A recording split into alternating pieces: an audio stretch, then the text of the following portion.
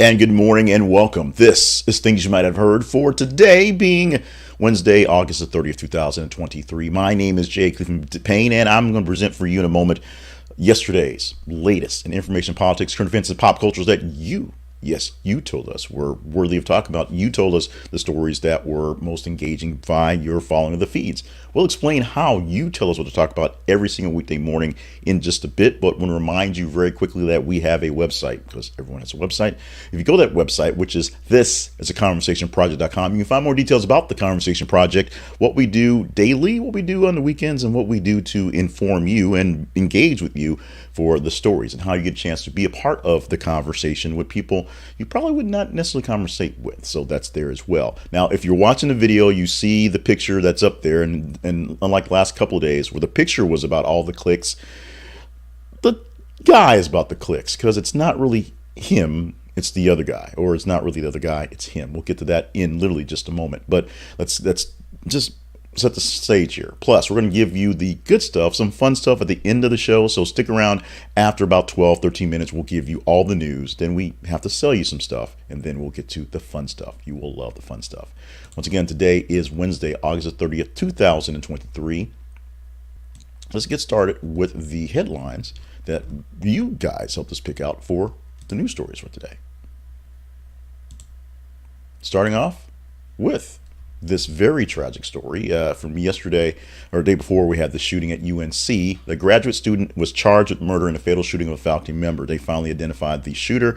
His name is Taliban, and he's a graduate student at the University of North Carolina at Chapel Hill, charged with first-degree murder and having a gun on education property. Of course, that's the real crime, if you will, is the fact that the gun was on property, and then him shooting someone is unfortunately the secondary part of this. The professor was shot and killed by the graduate student in the same department. Two knew each other, said the police chief, and Key was accused of fatally shooting the associate professor, Ji Zhan. He entered the courtroom wearing an orange jumpsuit with his hands cuffed in front of him and was assigned a public defender. He may face life in prison without parole for this murder charges. The weapon charges may get 2 years. We will definitely keep following this report because it's fresh, it's new, and people want to know what's going on. The fortunate part was it wasn't the typical shooting. The unfortunate part, which is always unfortunate, it was a shooting on campus. Our prayers are going out to the families of all involved here, and of course anyone who had to deal with the stress and struggle at Chapel Hill when this happened. Republican lawmakers silence Tennessee 3 Democrat on House floor on day of out-of-order rule.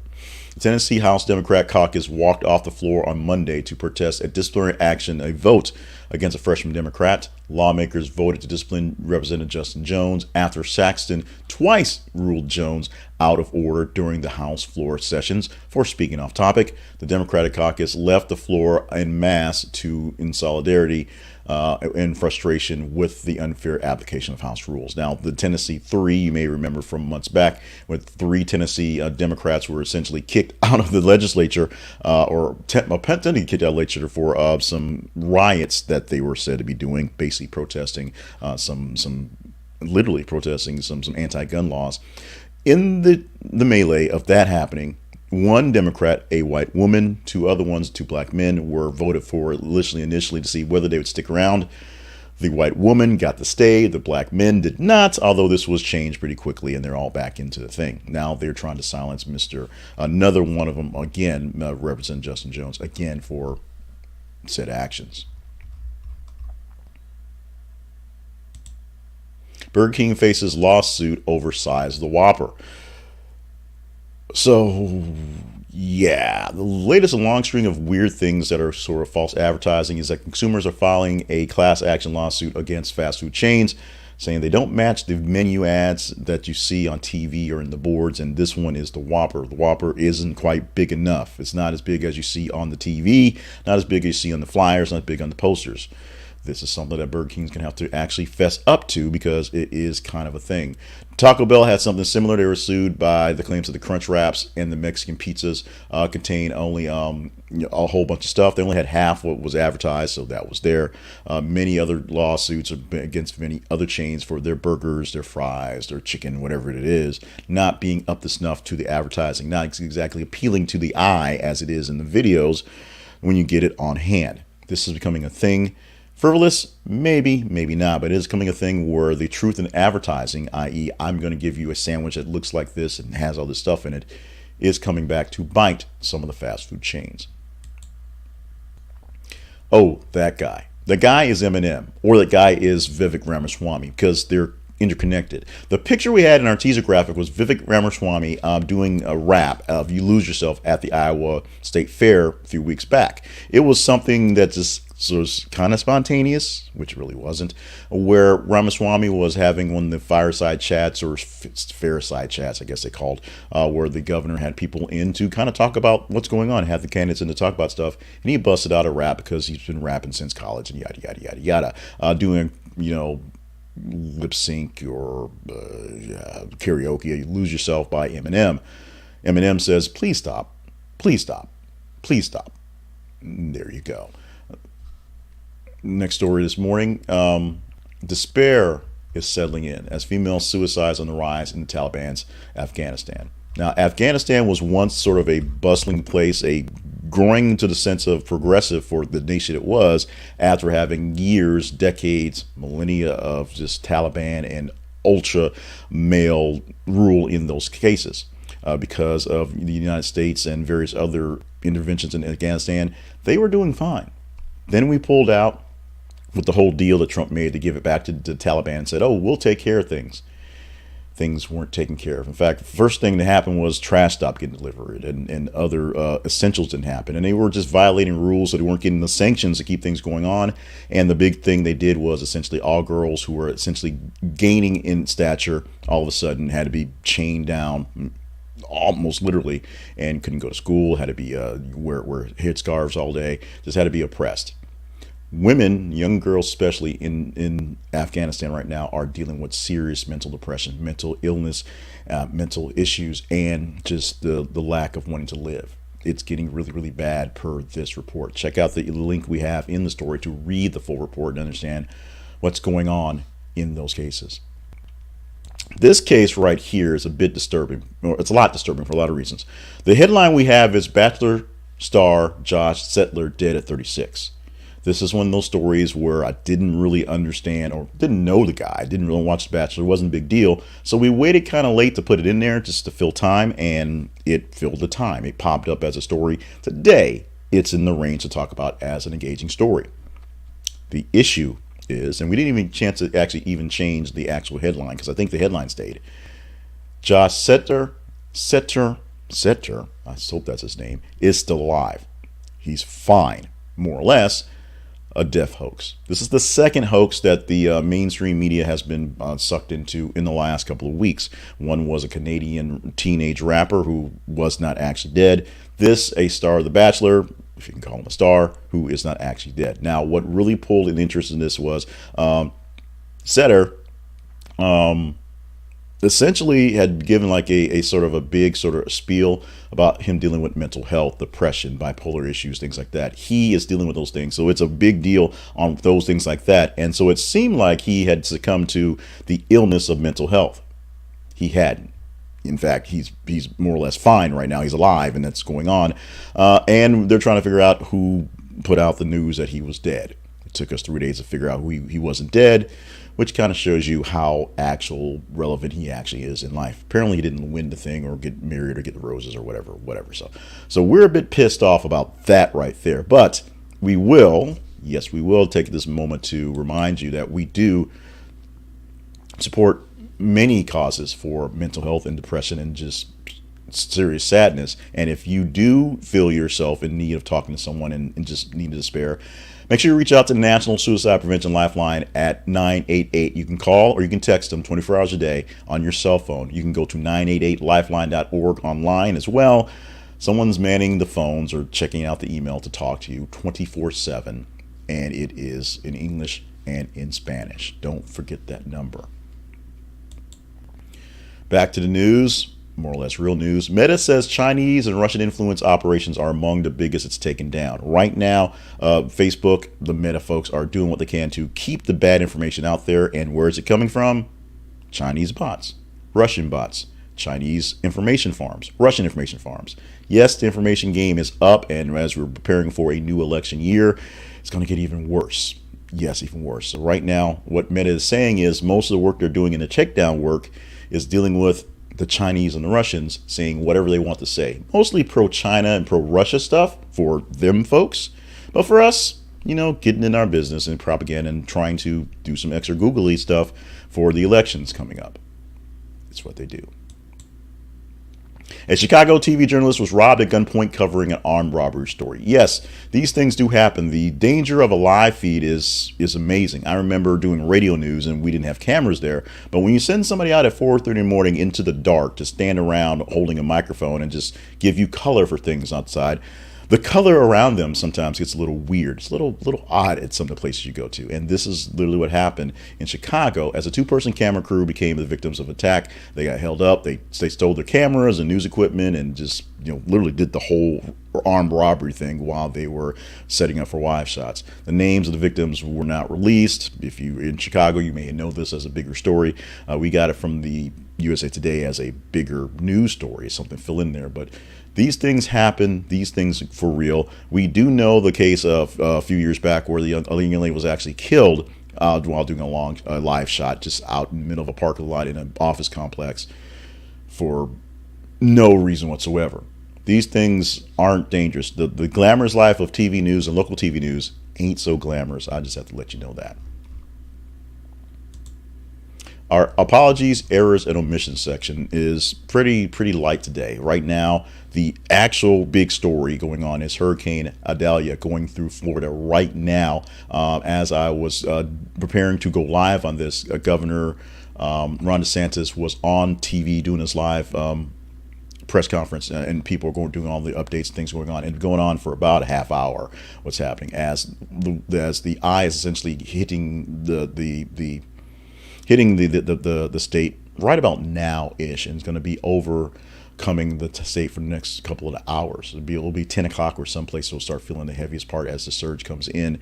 And of course, this thing will continue to be a hurricane as it reached the Hurricane 4 category status a few hours prior. And it'll probably still be a hurricane once it leaves the boundaries of Florida, going into Georgia and whatnot. And if it goes back into the ocean, may power itself back up and go up the Carolinas. We will see how this goes on. That's what the biggest thing we're all following. So keep an eye out in our feeds as we get the distinct updates on that one and on the news everywhere. As it's the time where, as I say, the deadliness of local news, the time when they send anchors out to die, to stand in the hurricane, to hopefully to give you the color and give you the images out there. It's important to do. Sometimes it's one of the dumbest things you seem like you do, but when you're doing, as the person who did local news and cut a lot of storm coverage for some time, it makes a difference. Will it make a difference for this story here? This is a story we could talk about tomorrow because it is what's on the docket for possibilities. We're going to explain to you how the feeds work with this story. This is our teaser story of the day. This is one of the stories that you could see in our feeds if you go to them at thisisaconversationproject.com or th_conversation when you add to Twitter. Actually, I said that wrong. So when you go to facebook.com/thisisaconversationproject, that's the Twitter, that's the Facebook feed. The Twitter feed is th_conversation on either X or Twitter. When you go to check us out on X, Twitter, or Facebook, as you're checking out your things throughout the day, we're posting news stories every 50 minutes. So it may take a while to get to some stories because we spread them out there, or some things pop in, we'll throw it in immediately and shuffle things around. This story right here is in the shuffle. So as I'm doing this live at 6:06 in the morning, it's not quite there yet, but by the time you see this on a replay, it's probably in the feed. You may go looking for it. The headline for this one reads, "Celebrations in Gabon after military officers announce seizure of power." Now, you may be asking, where is Gabon and why do I care? Where is Zimbabwe? Where is Niger? Where is all these places where these weird things seem to happen in these African nations where just military people just take over after elections? It may not seem like the thing that is done over here, but let's remember we had a whole bunch of people storm the Capitol to try to change the election on January 6th. So it's not that far off. These things are important to understand what's happening. So check out the story, see if it's something that you think is interesting to talk about. And if it is, engage in the story. Like it, love it, hate it, share it. Just do what you need to do to put some clicks on it.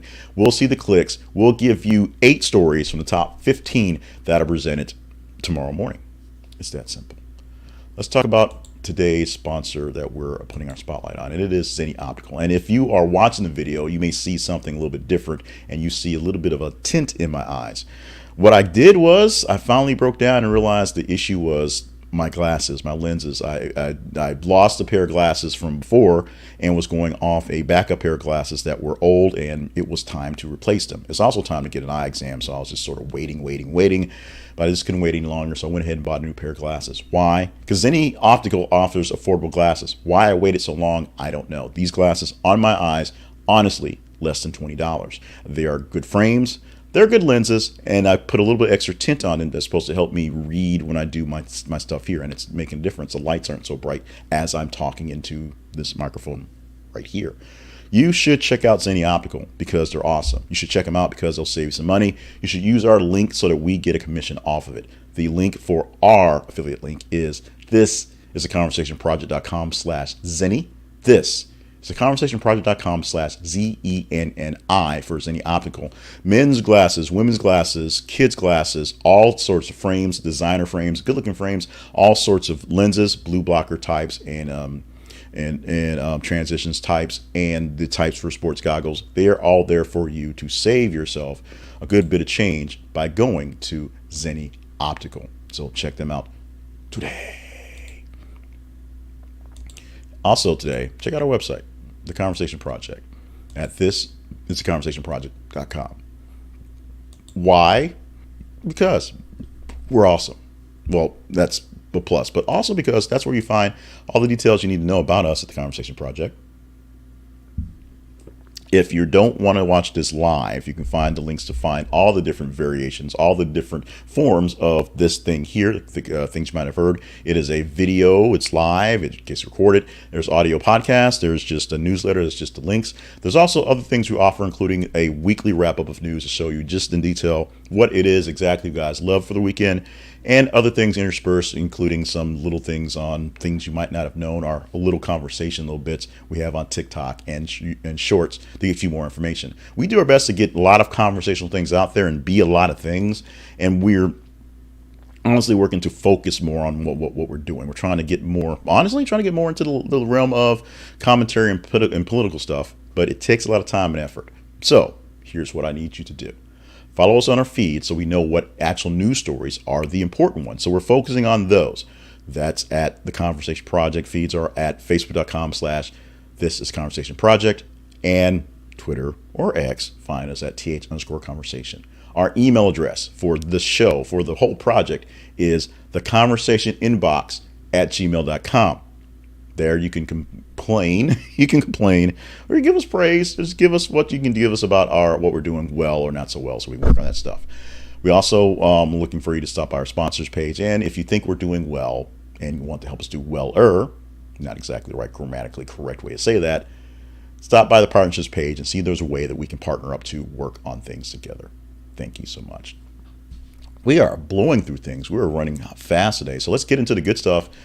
No more chatter, no more sales stuff. Let's get into the good stuff right now. The good stuff every single weekday starts off with birthdays, and birthdays for today include Warren Buffett, the prophet of Omaha, whatever it is, one of the richest men in the world, who's 93 years old on this day and living life great. Now, Warren Buffett, there's a lot of sort of the weird dirt stuff that goes on. Everybody sees the old happy white guy eating at Dairy Queen, but there's a little bit of a hip hop twinge to the guy, and not just because rich rappers hang out with him. He's got some of that bad boy stature going on. And the biggest thing about this is Warren Buffett didn't make his big money till he hit about 65, 70. And he had a good chunk of money to work with, and he just basically made his money slowly. He was not a get rich quick guy, a get rich really, really slow and then stay alive a long time to spend it. That's how it works. That's always how it works. Unfortunately, we don't follow those rules. We try to get rich quick, and we don't live long enough to spend the money we get. There's a life for lesson for you. Lewis Black is 75 years old on the day, and one of the funniest men on the planet. Lewis Black, the very spasmodic comedian that's made famous from being on The Daily Show and just doing his stuff where he just talks about the real life in just the craziest ways. There's not a lot of comedians who can do that these days because life itself, he's made it 75 years, so he's earned that crazy old guy vibe to do those types of shows and talk that way and speak the truth in a way that slips by in some cases that some people just don't get. Lewis Black, 75 on the day.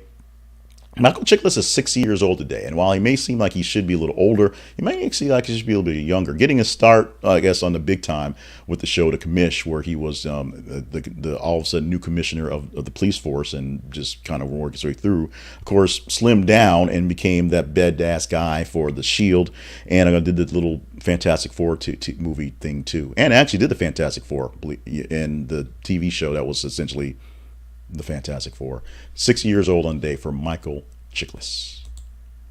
Let's do our history lesson for today. And going back to 1967, on this day, August the 30th, in 1967, Thurgood Marshall was confirmed as the first African-American justice of the United States Supreme Court. History made on this day. Thurgood Marshall, who thrived through just being a lawyer, a good one, also helped out a lot during civil rights movements, gets the spot as the first black African-American justice on the Supreme Court at all. Now there are currently two, Brown and Thomas, and we're not going to go into that right now.